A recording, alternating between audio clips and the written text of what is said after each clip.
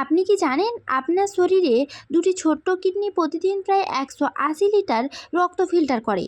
কিন্তু সবচেয়ে ভয়ের বিষয় হলো কিডনি ধীরে ধীরে ক্ষতিগ্রস্ত হতে থাকলেও অনেক সময় দীর্ঘদিন কোনো স্পষ্ট লক্ষণ দেখা যায় না। তবুও শরীর অনেক কিছু সতর্ক সংকেত দেয়, যেগুলো আমরা ক্লান্তি, বয়স বা সাধারণ সমস্যা ভাবে এড়িয়ে যাই। আজকের ভিডিওতে জানবেন কিডনির সমস্যা থাকলে যেসব লক্ষণ দেখা দিতে পারে, কেন সেগুলো হয় এবং কোন পরিস্থিতিতে দ্রুত চিকিৎসকের কাছে যাওয়া উচিত। ভিডিওটি শেষ পর্যন্ত দেখুন, কারণ শেষের দিকে লক্ষণগুলো অনেকেই গুরুত্ব দেয় না। আসসালামু আলাইকুম, স্বাগতম বাংলা হেলথ কেয়ার চ্যানেলে।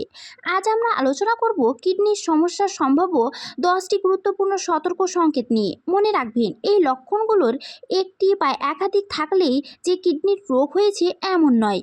আবার অনেকের ক্ষেত্রে কোনো লক্ষণ ছাড়া কিডনির সমস্যা ধরা পড়তে পারে। তাই সন্দেহ হলে অবশ্যই চিকিৎসকের পরামর্শ নিয়ে প্রয়োজনীয় পরীক্ষা করান। চলুন শুরু করা যাক। শরীর বা পা ফুলে যাওয়া। কিডনি ঠিকমতো কাজ না করলে শরীর থেকে অতিরিক্ত পানি ও লবণ বের হতে পারে না, ফলে পা, গোড়ালি, পায়ের পাতা, হাত বা মুখ ফুলে যেতে পারে। যদি সকালে ঘুম থেকে উঠে নিয়মিত চোখের চারপাশ ফোলা দেখেন অথবা সন্ধ্যার দিকে জুতো হঠাৎ টাইট লাগতে শুরু করে, তাহলে এটি অবহেলা করবেন না, অবশ্যই চিকিৎসকের পরামর্শ নিন। প্রস্রাবের পরিবর্তন। কিডনির সমস্যা হলে প্রস্রাবের পরিমাণ বা ধরন পরিবর্তন হতে পারে, যেমন রাতে বারবার প্রস্রাব হওয়া, প্রস্রাব খুব কম বা খুব বেশি হওয়া, প্রস্রাবে অতিরিক্ত ফেনা দেখা, প্রস্রাবে রক্ত দেখা, প্রস্রাবে রং অস্বাভাবিক হয়ে যাওয়া।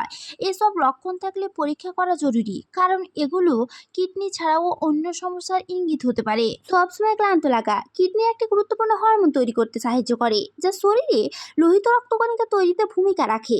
কিডনি ঠিকমতো কাজ না করলে রক্তশূন্যতা হতে পারে। তখন অল্প কাজে ক্লান্তি, দুর্বলতা, মনোযোগ কমে যাওয়া বা সারাদিনে অবসাদ লাগতে পারে।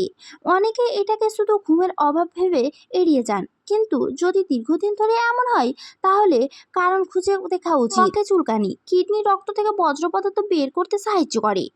যখন এই কাজ ঠিকমতো হয় না, তখন কিছু বজ্র পদার্থ শরীরে জমে যেতে পারে।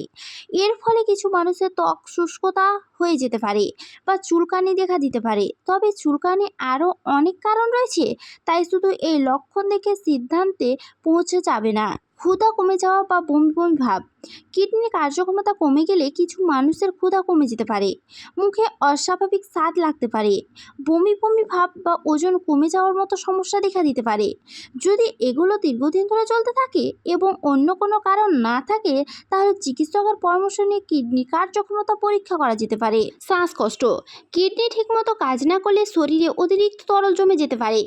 কিছু ক্ষেত্রে এই তরল ফুসফুসে প্রভাব ফেলতে পারে, ফলে শ্বাস নিতে কষ্ট হতে পারে। এছাড়া কিডনির সমস্যার কারণে রক্তশূন্যতা হলে শরীরে অক্সিজেন পরিবহন কমে গিয়ে অল্প কাজে হাঁপিয়ে যাওয়ার অনুভূতি হতে পারে।